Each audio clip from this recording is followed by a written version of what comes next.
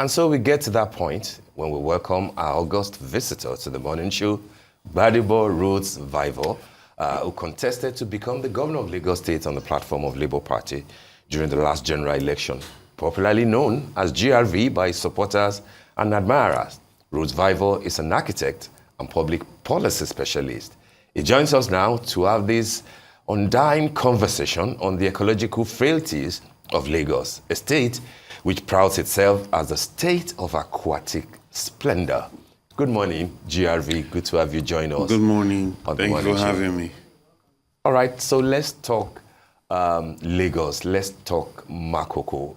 And I know that you have been consistent in what many people will expect opposition leaders to do. Point out areas where there are issues, write letters when necessary, use your social media, which is what you have done in this instance as it concerns Makoko. What are your fears? What are the issues that you think are problematic, given the fact that Makoko, the city afloat, as many people will say, at some point will have to be addressed in terms of, an eyesore on the one hand, and then dealing with those who are there so that they do not just become props, as they've been treated over time. What are the issues, and how do you think that the government can approach this in a better manner? Thank you so much. So there are about three different directions that we're going to look at this. The first direction is the ecological effect in terms of drainage on the city. Now, for a state that has tried to show a lot of commitment on maintaining drainage of water out of the city, demolishing properties that feel contravened the plan for the city, haphazard sandfilling is a present danger and is something that is the prime reason for the flooding of Lagos State. This new development that's going to be about 53.4 hectares of land that will be reclaimed from the water is going to directly affect water flowing out of the city into the water body, into lagoons. And we've seen this happen with the Ilubirin developments and how it affected Lagos Island and Surah Market. We've seen it happen with the byproduct of Sandfilling of Eco Atlantic to the Okun Alpha communities and other coastal communities as well that did not have that wall built up that protected their own land aside the Eco Atlantic land that was sandfilled and built up. So as the water is pushing now against the wall, it's going with a lot of pressure against all the other coastal communities that don't have protection. So that's the first thing. Our water bodies, protecting our wetlands and our water bodies, controlling the level of sand feeding, right? So that's the first thing. And with this kind of huge amount of sand feeding, Lagos mainland is going to be prone to significant flooding. And this has already been seen with other developments. The other thing to look at is the human beings themselves. When you look at the Lagos flag and you see those two fishermen, really one of those people is an Uguman. And Makoko is a community that has been in existence for over 200 years. While I agree with everything you said in regard to the need to upgrade that community, upgrade development, make it more formal, make it more beautiful so it's not an eyesore, as has been said, the way to go about it is what matters. All these people that are going to be evicted, where are they going to? These are people that have been dependent on the water, whether it's logging wood to sawmills or fishing for over 200 years. If you're pushing them away from their source of income and all that, how are they going to be retooled?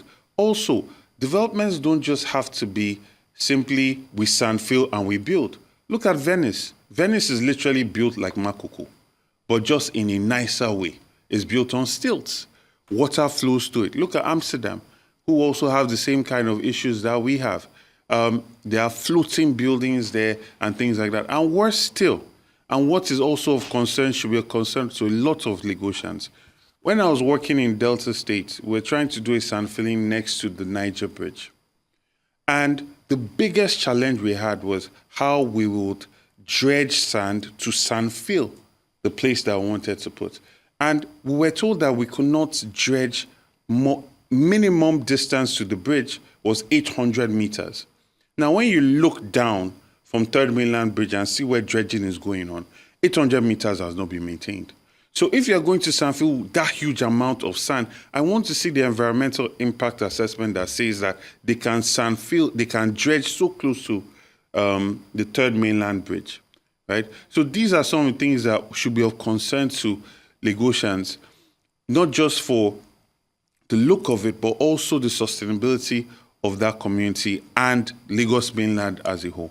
Gbadebo, thank you very much for highlighting these issues. And I like the fact that you brought the example of Venice being built on stilt, and which is probably what the government should look into. And I like the fact that you also question for this environmental assessment, which will be great to see. But you coming out here, talking about these effects, I'd like to know if you have any sort of empirical evidence that you have right now to prove that the destruction of these, natural water bodies could lead to flooding across the mainland, just for the benefit of our viewers. Now, you said that the sand filling of these water bodies is the prime reason for the flooding in Lagos. Now, are you aware that climate change is the leading cause of extreme weather events, including intense rainfall, as a result of, increasing likelihood of the severity of flooding? And I'd also like to know what you have to say to environmental experts and urban planners who, have said that this habitation of Makoko is harmful to their health. I hope I said that right. Makoko. I think we just have to look at, for instance, just take case studies, because a lot of haphazard sandfilling has happened across the state. You look at what happened with the development and sandfilling of Ilubiri, and look at the effect it had on Lagos Island. Entire parts of Lagos Islands were submerged. Surah Market also was flooded as a result of that. And this has been admitted and accepted by government. So they're now talking about how they're going to have mechanical drainage that's going to be pumping water out into the lagoon. Because if you think about how a land has been set, right, there's already a water flow process that's going there. When you block that process, obviously water cannot flow as normally as it would flow, as it did previously. And that's what we've seen with that case study. So when you take away the process or the means by which water can flow out of a system, then it will lead to this flooding. So when you talk about empirical evidence, I think we just need to look at developments that we've seen around us.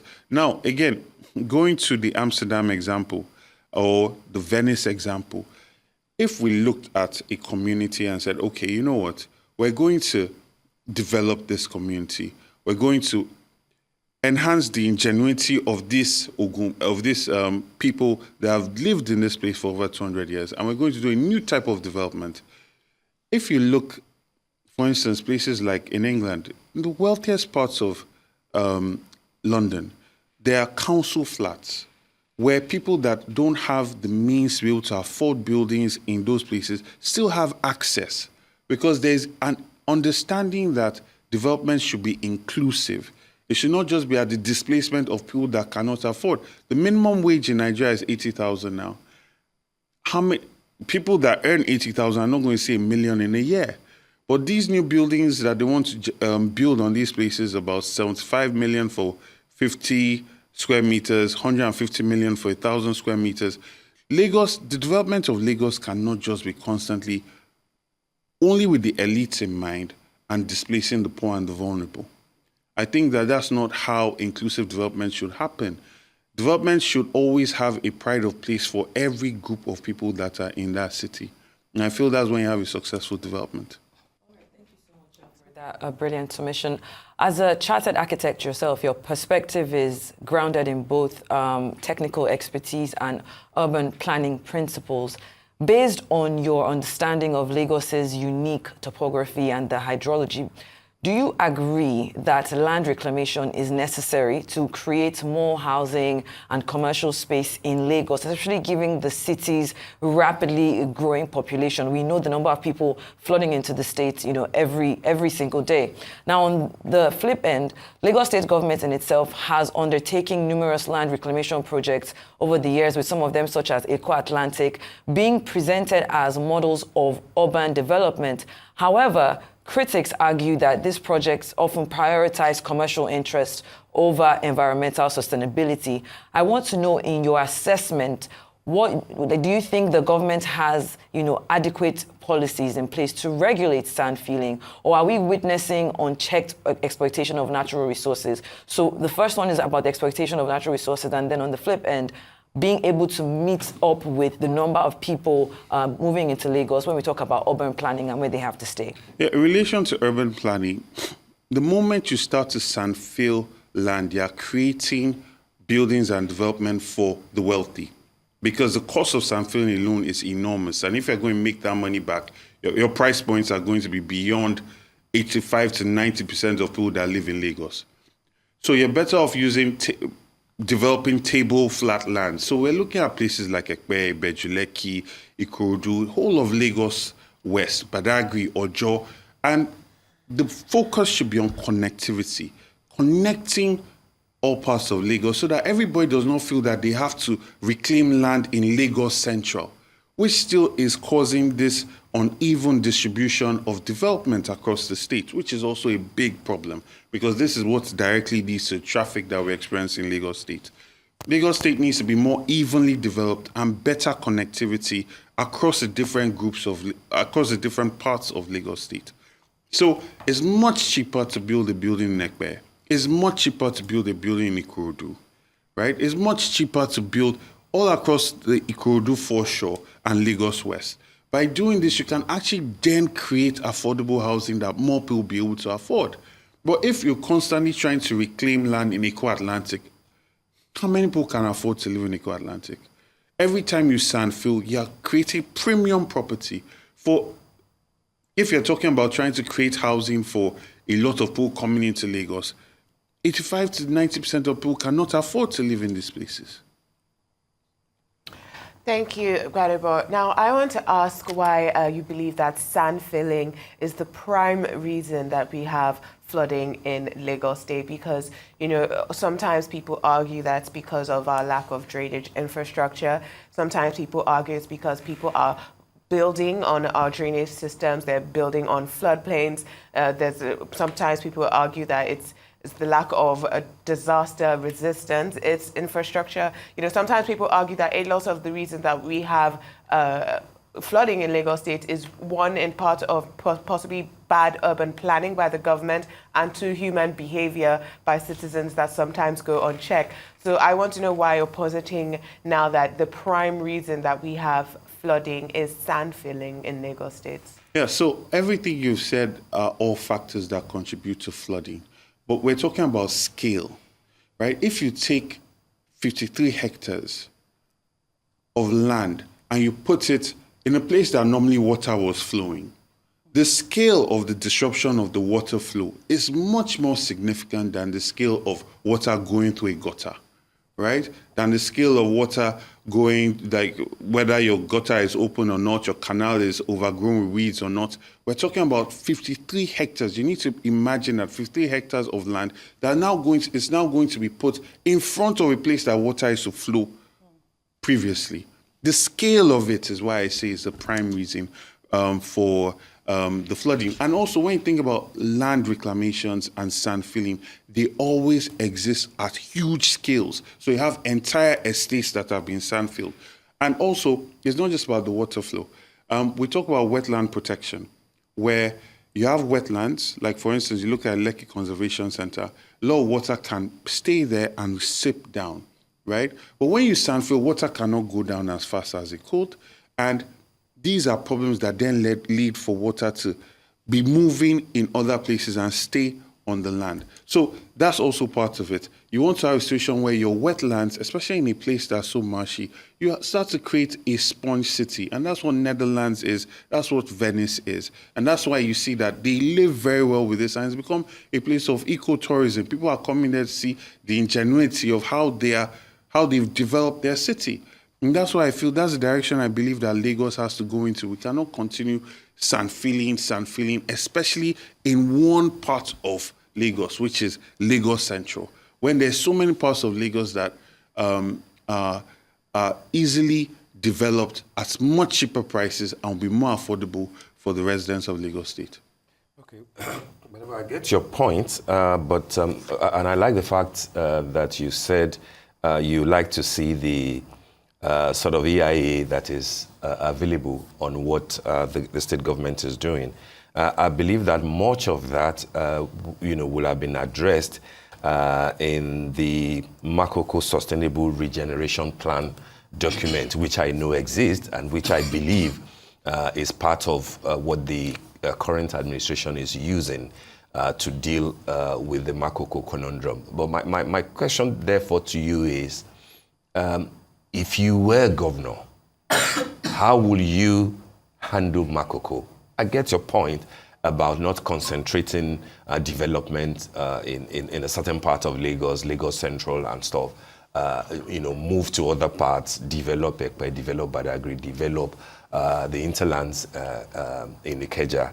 But then Makoko is a conundrum, and it fits into what many people describe as urban slums, and of course the sort of neighborhood management that is available in the UK. Okay, so there will be two considerations, ecological factor, and then the people who are there. There's the argument of were they there legally at the beginning. Even if they were not, it is the duty of the state government to look after them. If you were governor, what would be your approach to Makoko as an entity? And then will you singularly outlaw sandfilling generally in Lagos? Okay. Because everybody knows that Eco Atlantic is a success that has saved a good chunk of Victoria Island from sinking, from flooding. Part of the Lekki areas, and I believe maybe part of the areas that you also live, will be considered regenerated areas that people are now proud of in Lagos State. So if you were a governor, will you outlaw sandfilling, and how will you treat Makoko? Okay, so I'll start with your first question in terms of environmental impact assessment. You might recall that with the coastal road, the minister came and talked about how they have an EIA. We asked several times to see it. It was not seen, only for them to now talk about submarine cables, data cables under the water, that if they had an EIA, they would have seen. So we have a situation in this country where the better connected you are, the easier it is for you to get an EIA that does not really reflect an EIA. So that's my first comment on that. My second comment, no, I will not outlaw sandfilling, but there will be a planned, holistic strategy for sandfilling. We need to dredge our waterways to be able to allow more marine transport and to be able to allow for us to maximize our waterways. That needs to happen. But this cannot be haphazardly. It must be planned properly. In relation to what you said about Eco Atlantic, yes, there is a success story for Victoria Island because the sandfilling of Eco Atlantic has saved Victoria Island, and you're right. But all the other communities that do not have those walls up were affected by it because water is displaced, right? So it also has to, again, be a holistic strategy, right, for the entire coast of Lagos State. And lastly, in relation to Makoko, my vision for Makoko, what I would do if I was governor, would be to upgrade the facilities, meet with the community and let them know that this is the plan for this place. Building on stilts, renovating it. Will you leave it as a floating city? I believe that part of it should be left as a floating city, right? And I believe that it can be built upwards. So we must maximize the density of it. We cannot just have that spread as it is like this currently. Maximize it and then also bring in other attractions so that it's not just a residence. There's art communities there, there's tourist potential there, and maximize so that even the people there can have alternative means of income, right? That will be the direction that I will go. And also create development, right? There's this idea that we cannot have good development in a place that, is normally associated with poverty.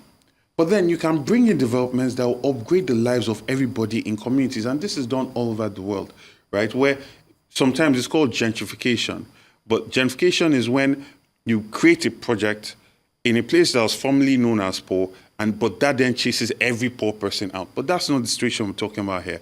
You improve the quality of design in a community, and then all of this is also innovated and upskilled. Jeremy, I just wanted to follow up on what he asked about what you would do if you were governor. When it came to VI, would you have preferred for VI to sink, or do you think that the cost-benefit analysis was by building Eco-Atlantic, VI doesn't sink, but some areas might have worse flooding? In that instance, what would you have done? Would you have allowed VI sink, or do you think that this is the best outcome we could have had with what we were faced with? I don't think it's the best outcome we could have had. Like I said, there must be a holistic plan. The holistic plan is, okay, VI has benefited, but the other coastal communities must also benefit. If you notice, there are breakers along the coast, right? And that also reduces the amount of water that is eating and eroding the shoreline. Now, this should have been done across the entire coast, right? The idea is to look and prioritize not just the communities with wealth, but also communities and indigenous communities that have been here for a very long time. It's not enough for you to say, okay, we've protected VI and that's great. Yes, that is applaudable. But I'm looking for a solution that is holistic for everybody, regardless of the wealth that you have. All right. So a solution that would be good for everybody. I mean, we've known Makoko, world's largest floating slum. And now you've talked about trying to, make it a tourist attraction, but you do know that a third of that community was also built on stilts, just like Venice. Just like Venice. Amsterdam. So I'd assume that it's advisable for the government to follow on that, construction. I mean, is that some sort of advice that you would give? But also, we're hearing about all of these Sandfilling conversation. What are you hearing about the resettlement of the residents that will be displaced due to this Sandfilling? So the residents came together to get an injunction against the Sandfilling and the dredging of the community as has started, and this was flouted. 2, 3, 4 days after the judgment was given, they were still dredging, they were still Sandfilling. The community have come together to push for this kind of conversation because they've not been carried along in any of this, and they are going to be completely displaced, right? I've had meetings with members of this community. I've had meetings with people that have gone to court. There is no plan in place to either retool them, resettle them, or reaccommodate them. There is no such thing. And that is not inclusive development in my mind. For a project this big with this kind of vision, the community that's about to be displaced must be carried along. And there should be solutions for them, for the life that they're supposed to live after this development happens. Well, very quickly before we let you go, I just want you to quickly touch on the long-term projections and future risks. If the current trend of uncontrolled sandfilling continues, what do you foresee for the geological landscape of Lagos over the next 10 to 20 years? We're looking at the long-term consequences that this might have, or like you said, on Lagos's infrastructure and urban livability. Could the cumulative effects lead to a tipping point where the city's natural buffering capacity is irreversibly damaged? Certainly, and most ecologists will tell you the same thing. When you're sandfilling and you're taking sand from the seabed, you're affecting the structural stability of your shoreline, right? If you think about there's sand here, you scoop out of it, this structure starts to be affected. Think about the physical stress of all that sand that's being taken up. It affects it, and then you start to lose your shoreline. So sandfilling must be regulated, must be controlled, and must be part of a holistic plan for the benefit of the entire city, right? That must be the plan. I hope, GRB, that you also consider the fact that part of the problem when it comes to managing the human influx will be the ceaseless, influx of people, from other places who see Lagos as, And they're the reason why Lagos has such high IGR. The money that Lagos keeps talking about that they are making is not coming from the air, it's not coming from oil, it's not coming from the ground. It's coming from human beings paying all sorts of taxes, informal taxes, formal taxes, payee. It's human beings that are generating this income. And like I said, if we focus on connecting Lagos properly, We have huge expanses of land in Ekpe, huge expanses of land in Ikorodu. Everybody does not have to live in Lagos Central to benefit from Lagos Central. If we have good train networks, people can benefit from working in Lagos Central and living in Ekpe, living in Ikorodu, and have a good quality of life. And I think that looks like it's happening already. You know, all the interconnectivity with the trains, you know, with the good roads, all roads leading to Ekpe, you know, Badagry's next and things like that. And I'm not speaking for the government. I'm just saying that it looks like that's the direction. Gbadebo Rhodes-Vivour, we want to thank you for joining us Thank you so on the much Morning Show today, you know, as always.